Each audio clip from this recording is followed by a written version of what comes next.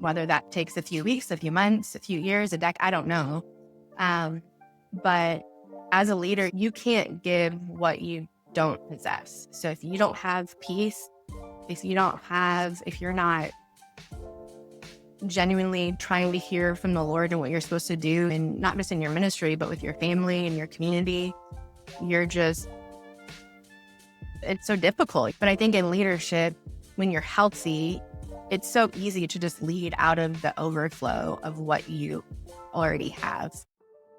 Welcome to another episode of the Build Groups podcast. So glad you guys have chosen to join us today to dive into some more awesome small group conversation about what's happening in other churches for you to learn, to pick up, to spark, start, and spur on some good thought trail for you to maybe start asking some questions that you otherwise wouldn't have. And we don't have all the answers here. We've brought, actually, our guest today, we're going to introduce in just a minute. We have brought on Kaite to discuss what it's like overseeing groups in your first year of ministry, of doing small groups and overseeing that. And so this is going to be a really good conversation. This is recent for her. She's about 1.5 years into her role.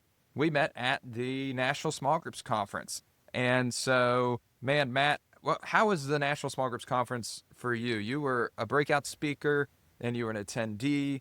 And man, how did you enjoy it? Man, it was a lot of fun. I'm always amazed that people would choose to come and listen to me speak.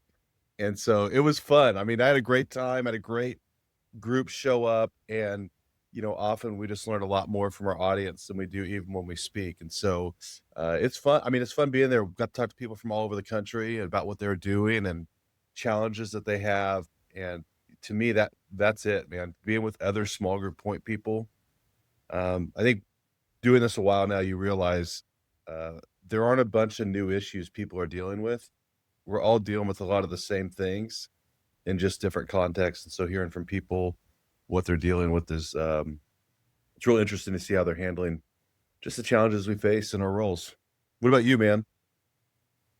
Yeah, there's something so much to be said for just that often overlooked simple, like, hey, our job is to help get people into community and not be in isolation and to do things together. And here we are as small group, pastor, staff, and we're over here, and many times we're doing that in isolation. So coming to a conference like this can really kickstart some of those relationships or continue them and just be like, man, I haven't seen you in so long. They might be states away or across the country or just down the road. And sometimes the busyness of ministry withholds us from being able to be with each other. And so I think it's a great chance for us to model what we ask our people to do. For me, it's just a joy to get to see my friends who are also in the trenches of this ministry. And so no, it was really good. I would be curious to hear from Kaite because, Matt and I, like, Matt's an incredible breakout speaker, by the way. So don't listen to that. Just, tomfoolery, ridiculousness. He's incredible. I don't even know if he had a good breakout topic, but everyone came because he's just that good. And I would be curious to hear from Kaite, who's not a biased opinion, who's not always on the podcast with us, about your experience at the National Small Groups Conference, as that's also where we met. Yeah. It is. I just want to say thank you for having me. I am super excited. This is my first time doing a podcast, and I am just excited to just share what I've learned, and I'm still very much learning just in ministry and in the church world. So thank you for having me. So we did meet at the Build Groups conference, and I heard about the conference from the church that I work at. We have 4 different campuses, and somebody had recommended this conference from another campus.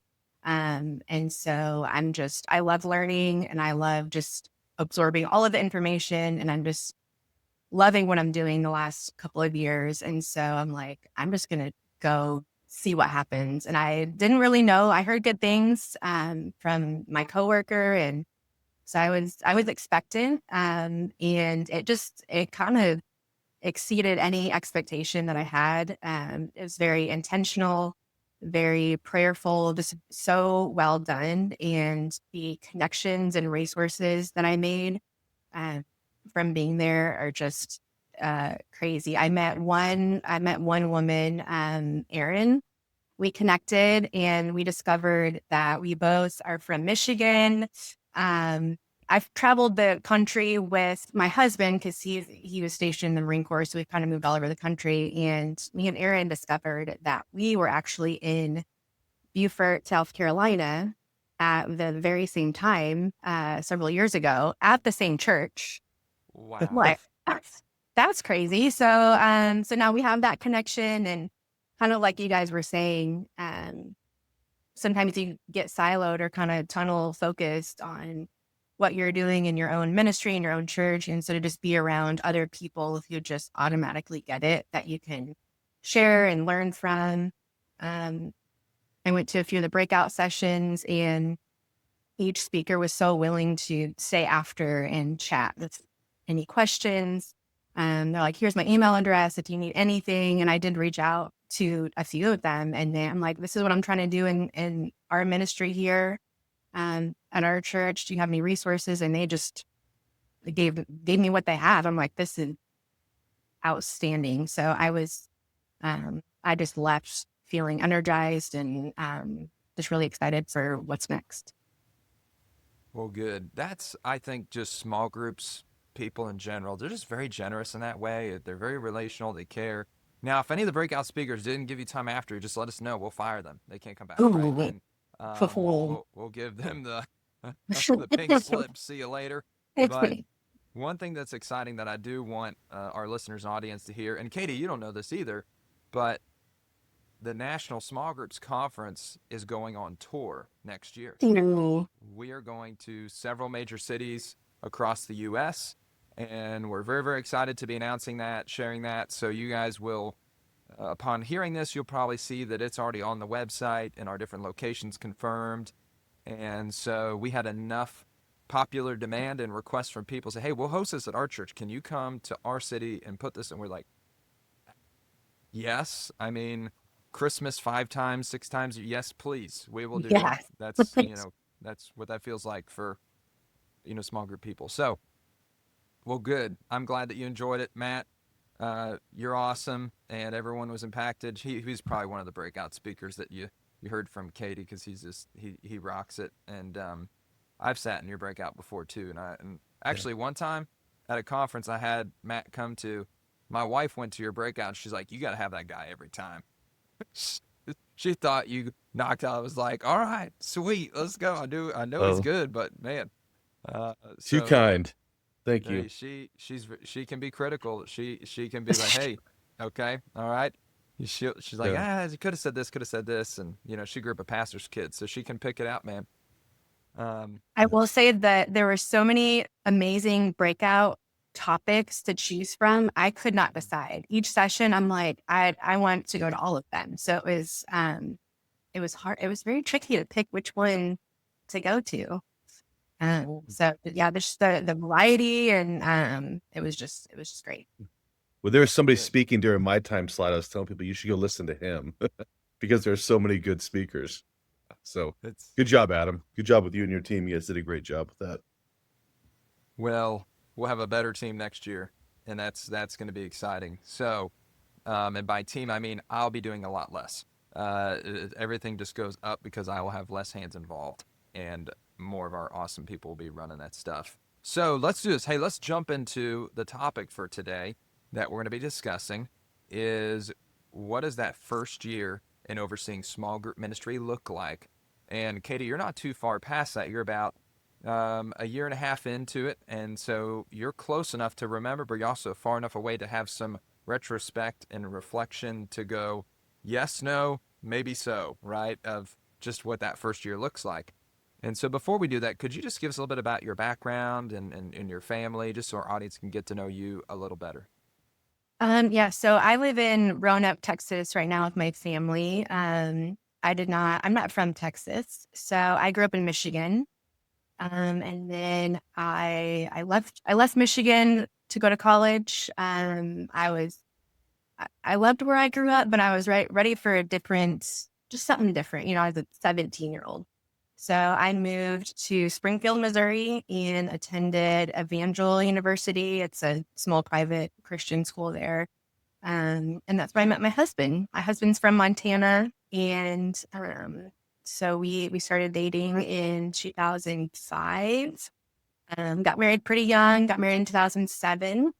And he joined the Marine Corps. He commissioned in the Marine Corps as an officer in 2008. And from there, we started jumping around. We were voluntold where to go. And it was fun for a while. We moved 10 different times in the last 15 years, kind of all over the country. Um, he he's the best. We have two young kids. We have our daughter Elise. She will be 7 in January. Just kind of crazy to say something about being. I think she's 7. I'm like, no, she's just a grown adult now. It's just 7. 7 feels so old. I don't know why. And then our son Jake, he is 2. He'll be 3 in March, and he loves everything Spider-Man and Hulk. And I did not understand when people said my son is all boy, and I'm like, I get it now. He is living the dream. He's very, very intense, very intense, but he's very fun. So we've been married. My husband and I, Rob, we've been married for about 18 years. And we moved to Texas in December of 2022. He, like I said, was in the Marine Corps, but he transitioned out. It just kind of became too much for us. It was fun for a while, but with our young kids, and we just wanted to slow down a little bit. So we've been here in Texas for almost 3 years exactly now, and just excited to be planted and rooted with our kids and just build something here. Amen.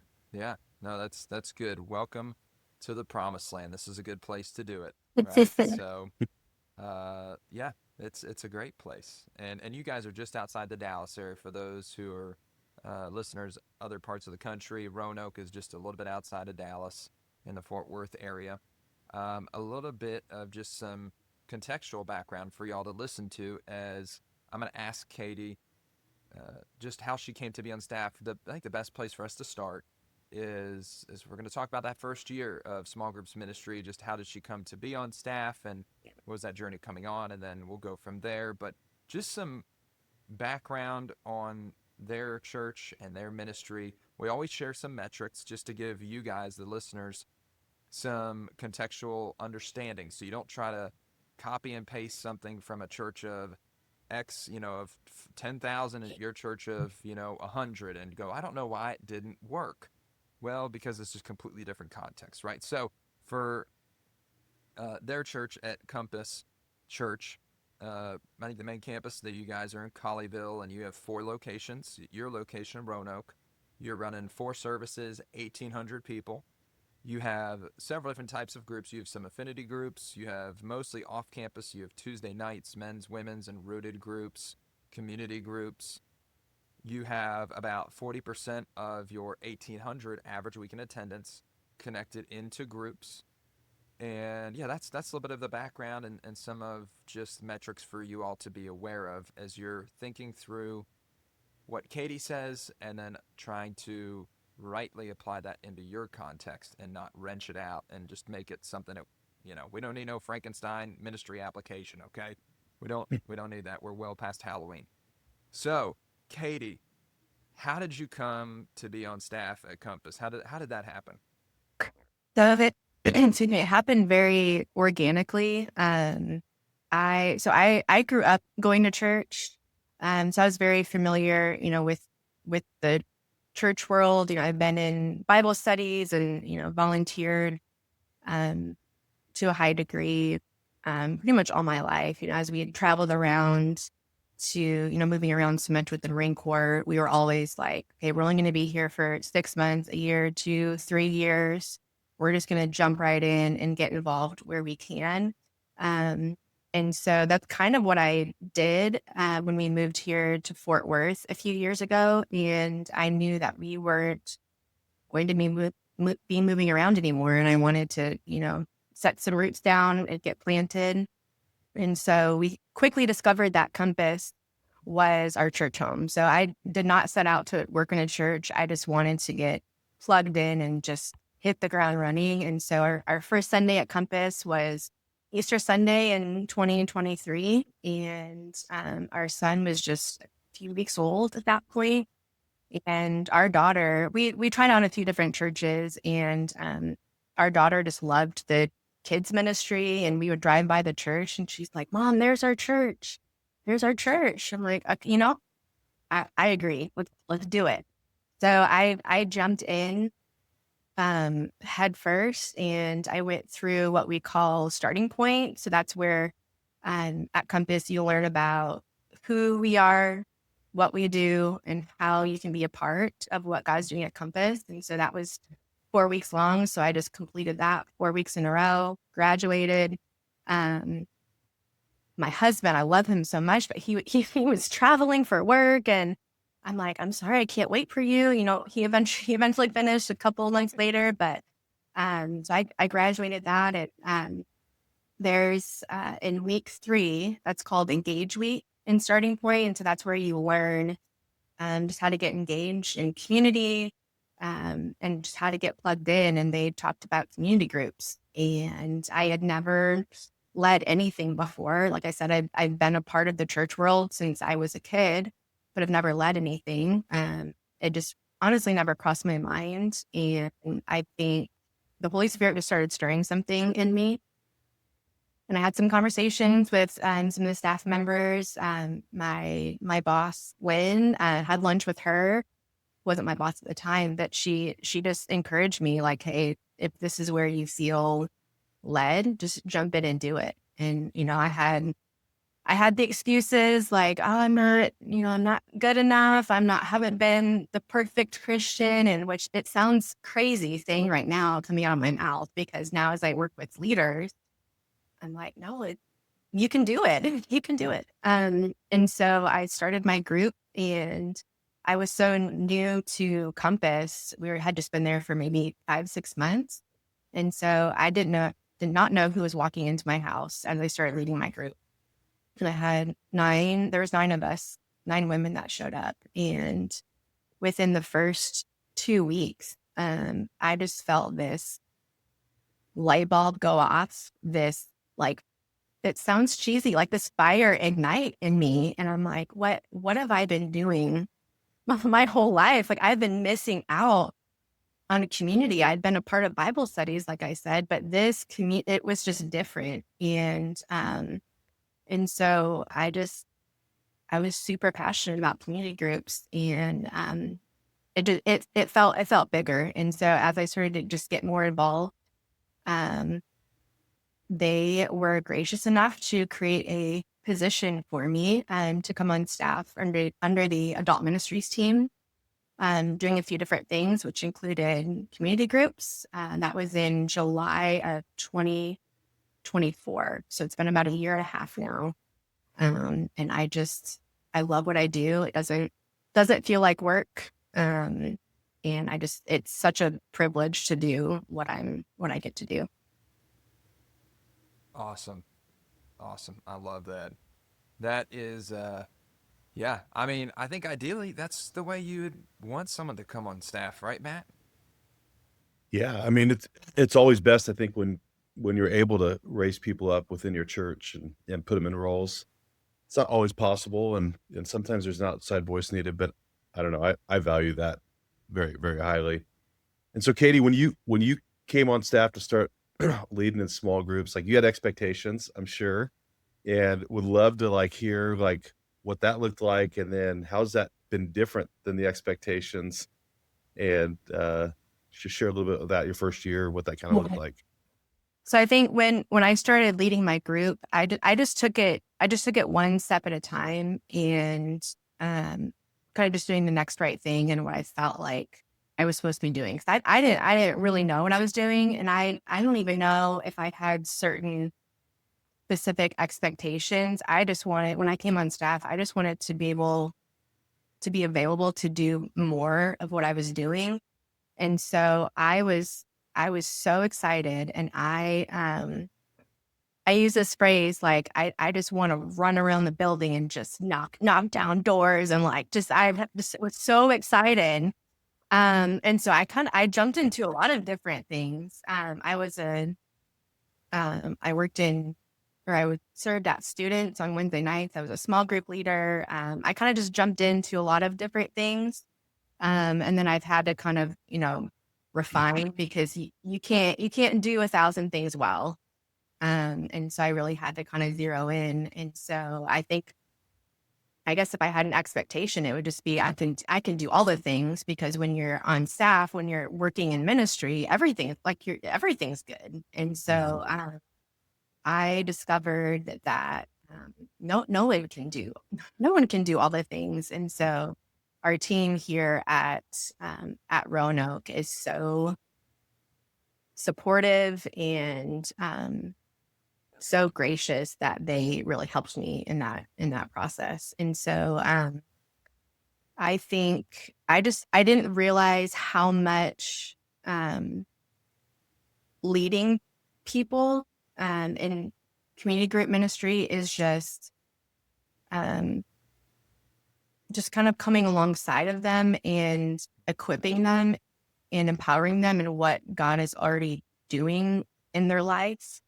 And I've noticed sometimes I have conversations where I can see potential, or I see something that God's doing in this person's life, and I'm like, have you thought about leading? Have you thought about this and that? And sometimes they're like, I had that never crossed my mind. Being able to be a part of that puzzle um, is so amazing. And then sometimes the person's like, I have kind of been thinking about that. And now that you say that, it's kind of confirmation for them, maybe in what the Holy Spirit's kind of stirring in their heart. So um, I think community groups, whether you're leading the leaders or you're trying to help people get connected, um, it's all relational. And so I think I didn't realize how difficult that can be sometimes too. It's Um, demanding, right? It's like, yes. because here's the thing, and I wanted to point out what you said real quick, because just because you're at a large church and there's a lot of things going on, I mean, that's obvious. Like, you can't do everything well, but that's also true at that smaller church that's like 50 to 100 to 150 people. In the same way, it's like you can't do everything really, really well and have your hand in every single thing. And so I thought that was a really good word of encouragement for any size ministry, any size church, Mhm. because, yeah, like you said, it's even just doing groups and connecting people, group leaders, those relationships, it requires energy. Mhm. Mhm. And especially when when you're on staff and you still have weekend services. And so you're, working throughout the week, and then you have, weekend services. And I've something that I didn't really expect when I came on staff was like how much pivoting you have to do on a weekend. Somebody's coming to you like, I want to get connected in a group, or I want to lead a group, or you pray for somebody who's going through a health crisis, or, okay, well, we forgot to put the brochures on the chairs, or we need more cleaning cups, or so it's a lot of pivoting. And so it takes a lot of mental energy, and Yeah. it's all good stuff, but you have to be on. So it can be exhausting sometimes. Yeah, the prioritizing where you spend your time is so Mhm. it's so hard, I think, when you're new, of trying to figure out those steps, and year and a half in, and you've probably figured a lot of that out a lot farther ahead, but there is, I remember feeling a sense of, "Oh, I should be at that." Mhm. Would it Yeah. and dealing with, like, "Okay, well, should I be at that?" Like, Mhm. like learning to ask myself the question of, like, "Oh, wait, no, my focus should be here in groups," and me being focused on groups helps our church as a whole, Mhm. and not spending my time in those other places. You talking about that was, I think, huge for anybody new in a role of, like, walking through that, and then 2, the other thing you said, which I wanna speak to those that aren't new in a role and have been in a role a long time, and you said it earlier, was, like, what a blessing and a privilege to serve in this role, and it's real easy for us, I think having been in a role for a while or you're someplace of just like losing that insight and that perspective of like, man, God has blessed us to be able to serve his church and what a privilege and honor that is. And um, you sharing that's good for all of us to be reminded of. Like we are privileged to be able to do this. Mm. And if you're getting paid and it's how you're making a living for your family, that even more so that God has allowed you to do that as a vocation. So those are two really great insights that you shared to kind of start with. And then also, like, my next question for you is like, what challenges have you encountered in your small group ministry journey? There. So this is, it's kind of goes along with, I think what we've already been talking about, but just the burden of caring for people. And when I say burden, it's not a negative burden, but Mhm. so it's just so easy to kind of absorb um, everything that everyone's carrying. And so whether you're in a church of 10,000, 1,800, 50, you are walking alongside people who are sometimes really struggling, and you can't fix it. You can do your best to connect them in the community and give them resources. Um, but that's something that I've really had to really wrestle with is, and we know that we can't fix everyone's problems. And I think about like when I've struggled in my own life and someone comes alongside me, I don't expect them to fix my problems. Um, but sometimes I think when we're just doers, and especially in ministry, we just want to fix things, want to make things better. And I learned very quickly that like I can't do that. And so I think anywhere in ministry, but especially in groups and getting people connected. I actually had someone pray this over me a few weeks ago, and she said, our role is your role is to take this person's hand and lead them to Jesus and put their hand in his. Um, and that's kind of was just a beautiful picture of, I think, what ministry is. And I think, we want to do things with excellence because this is our job. And, we have things we need to do because it's our job. But ultimately, we are just walking alongside of people and pointing them to Jesus. And he has been so gracious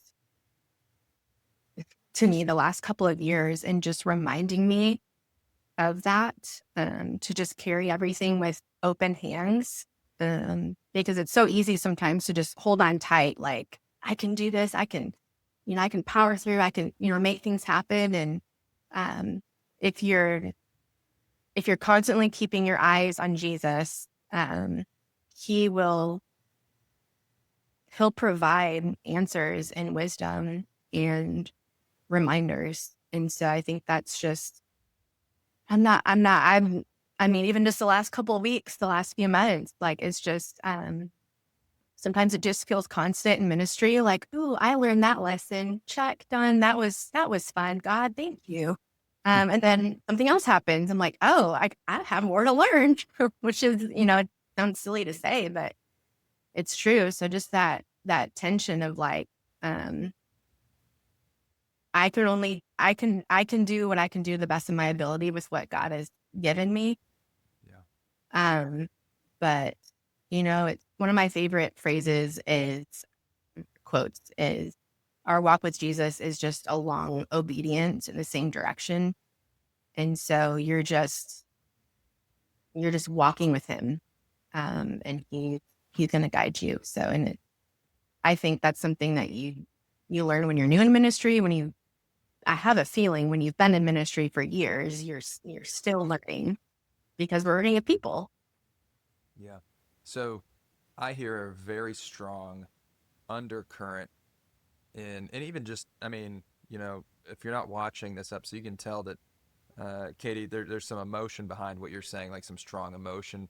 And that strong undercurrent, I'm estimating, is just a deep care and love for people, right? And that's why we do this. And that's what gets us up in the morning is Right. And so, yeah, that deep conviction that we all have in this ministry to help people that overplayed potentially is oh man, this is driving me nuts. I can't get this thing fixed. And so that's been I think that's a really good word too, because it's like, man, we want it so bad for people out of that deep love, but there's a point where we have to say, all right, hey, it's in your hands, Jesus, or in their hands maybe for self accountability. But I'd be curious to hear from you coming off of even that, because I think this really goes in line with this next question is, what's been most formative for you in this last year of overseeing small groups? What's been formative? There's things in ministry you're learning, you're doing, seeing, but for you personally, what's been maybe formative for you? I think this kind of just goes right along with what we've been talking about. But I I can get very specific and detailed. And, when you're passionate about something, you're like, you want everyone to be on board with you and it's got to be done this way. And I promise you, the Lord will show you if you just do this and that. And um, again, sounds silly saying it out loud, but I think sometimes I at least get these ideas in my head and it comes from a genuine place. But I have learned that like I was saying, you just do what you're responsible for, the responsibilities that the Lord has given you. You steward those well. And so I feel like in my role, even before I was on staff, when I was leading my women's community group, um, you you create the environment for people to connect and get to know Jesus more, and you do that well. And that might be oversimplifying it, but again, you can't force people's spiritual growth. Um, Yeah. and sometimes I have these ideas of what I want for people. I'm like, oh, this, you'd be great at this, or, I see the Lord healing you from this and that. But it's all about his timing. And I don't want to rush that. Like I don't want to, um, force my ideas on what people should or shouldn't be doing. Like I have had a front row seat to see how God is working in people's lives, whether that's in an instant, in a miracle, whether it's like, hey, I've been praying for this for a decade and this is what's happening. Or, I've had people come back to me a few months later, people that I prayed over a weekend service. And they're like, I just want to let you know what has happened the last couple months. And so it's all in his timing. And there's as much as we want for people to thrive and do it, do it in our timing. It's so beautiful to watch what God does to, um, and how he just, we think we have this idea of what would be amazing. And then he just takes it to the next level. And so just having a front row seat to watch him work in other people's lives, is just Exciting. it's so incredible. And it's my favorite thing. Yeah.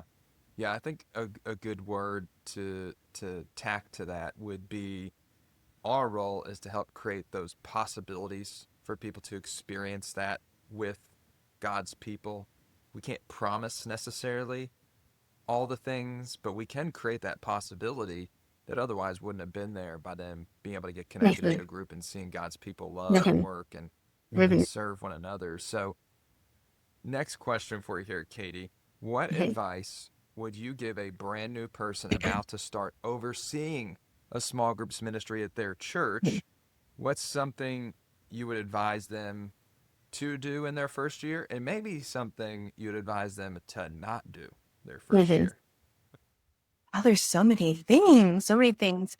Um, I would say first in our church and specifically our Roanoke leadership is so great about reminding us why we do what we do. And so if I could say one thing is to just make sure you're healthy as a leader, because you can do all the things, but eventually you're gonna burn out, whether that takes a few weeks, a few months, a few years, a decade, I don't know. Um, but as a leader, you can't give what you don't possess. So if you don't have peace, if you're not, genuinely trying to hear from the Lord and what you're supposed to do, in not just in your ministry, but with your family and your community, you're just it's so difficult. You're just so when you're in a healthy place spiritually, not perfect. I'm constantly trying to, sometimes I feel myself veering off the road. I'm like, oh, get back on, keep my eyes on Jesus. So it's a practice.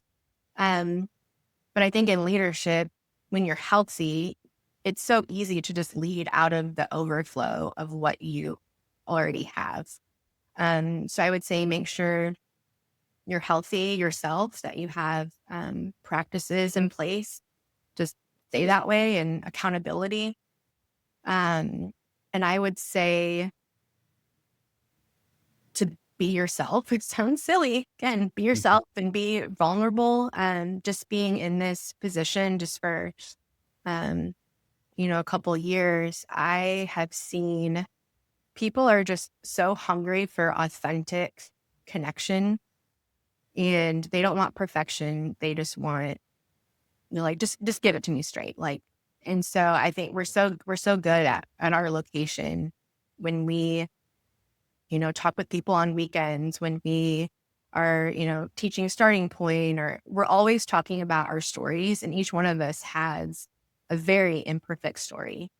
And to see people connect with that, we connect with people in sharing in miracles and testimonies, but it starts from like, hey, this was my valley moment. And, I talk about that when I teach starting point, or when I am just in one-on-one conversation with people. Like I've gone through seasons where I did not, quote unquote, I wasn't the perfect Christian. I felt like I didn't have enough faith, and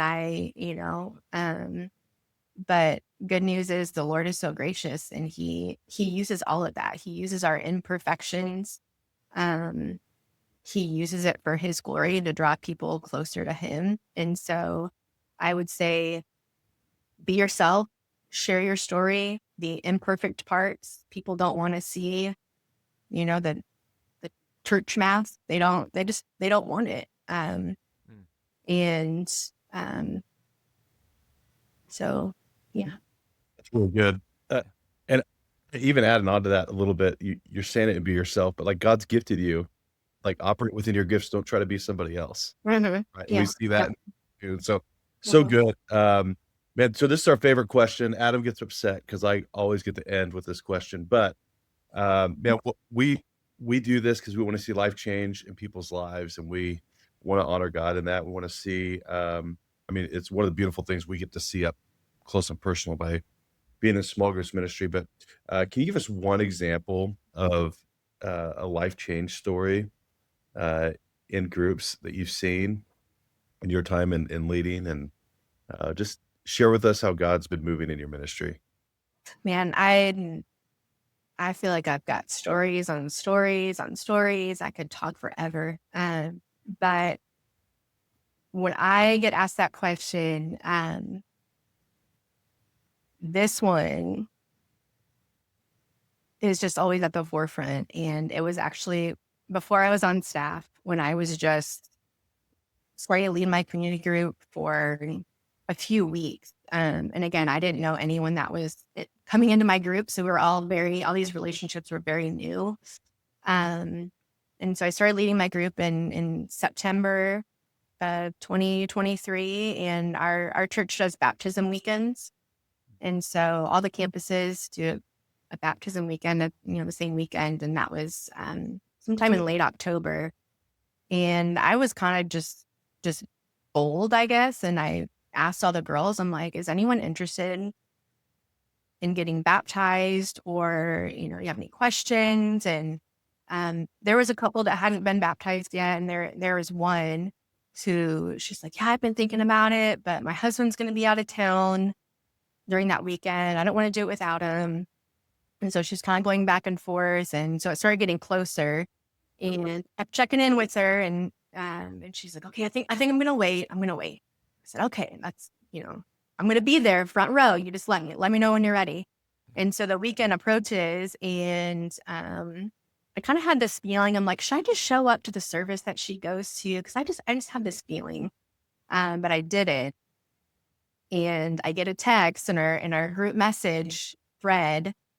And she's like, I did it. And sending pictures, and I get emotional. I'm like, oh, my first instinct was, dang it, I should have gone. But I was so happy for her. But what's really cool is, so she goes to the 10 o'clock service. And then we have some other girls that go to the 8:30 service right beforehand. And so one of the women who goes to the 8:30 service, she went to service, and afterwards she's like, I think I'm just going to stay again for a second service. Like, who does that? That's amazing. So she's like, I'm just going to stay for second service. And so a few of our girls show up for the 10 o'clock service. And so as they're talking about baptisms, and this woman who's feeling stirred by the Holy Spirit to get baptized, she's like, I think I want to do it. And our other girls in the community group, they're just, not pressuring her. They're just placing her hand on her shoulder and kind of just like praying over her quietly. And she's like, I'm going to do it. And so one of the other girls popped up. She ran to kids ministry to go get this woman's daughter so she could watch her mom get baptized. And they made it just in time as her mom was getting baptized. Her daughter was right there by the tank cheering her on. And I just think that's such a beautiful picture of these women who have known each other for a month, but so deeply connected. And just how the Lord had just, and I didn't do anything. It was these, like, seeing these women connect and how God works, in those relationships. Is just, I mean, it's the best. It's incredible. Yeah. Just blow your socks right off, right? I mean, that's what God does. And he does it in group, and he's done it in groups for more than 2,000 years. And this is why we do what we do. This is why we do the Build Groups podcast. This is why we do all the things in small groups, is for stories just like that right there. Stories of life change, transformation, things that make you pause and go, they did what? Oh my goodness, I can't believe that the Holy Spirit, I mean, incredible, right? So, well, Kaite, thank you so much for coming on to interview with us here on the Build Groups podcast. Thank you for having me. It was fun. Absolutely. This was very good. And audience and listeners, I hope that you find this very, very helpful for anyone. And maybe you share this with someone who it's their first year just getting going into small groups ministry, and they pick up some just tidbits of things that spark, start, or spur on some good thought trail, asking questions they otherwise wouldn't have, opening up possibilities they didn't know were even out there because they're new to this. And one of the biggest lies, one of the biggest myths that you'll hear in small groups is that it should just be simple. And that is such a myth and a lie, because you have a bunch of complex organisms gathering into these groups called human beings. And there's nothing simple about us. And so we need to have complex, thought through, planned out processes that are considerate for the people that the Lord brings to us, that we steward their souls well, to see them become all that they are meant to in Christ. Matt, anything you want to add on here? We're about to wrap this episode up and get going, but man, it's been good, huh? It's been great. Kaite, thanks for sharing. It's always fun. One of the things I love about this, Adam, we get people all across the board coming on our podcast, from small church, big church, brand new, been doing it forever, guys that have it way more figured out than we do, people that are brand new stepping in, people that are just doing crazy things, and we're just seeing God move in his church. So just love it. Thanks, Kaite, so much for sharing what's going on in your ministry. Yes, thank you. My pleasure. Well, thank you for listening to another episode of the Build Groups podcast. If you haven't already, go on to wherever you listen to this podcast, Spotify, Apple. Give us a 5-star review. Those are all that we accept. You can't put anything else in there. Love you guys. Have a good day. Bye.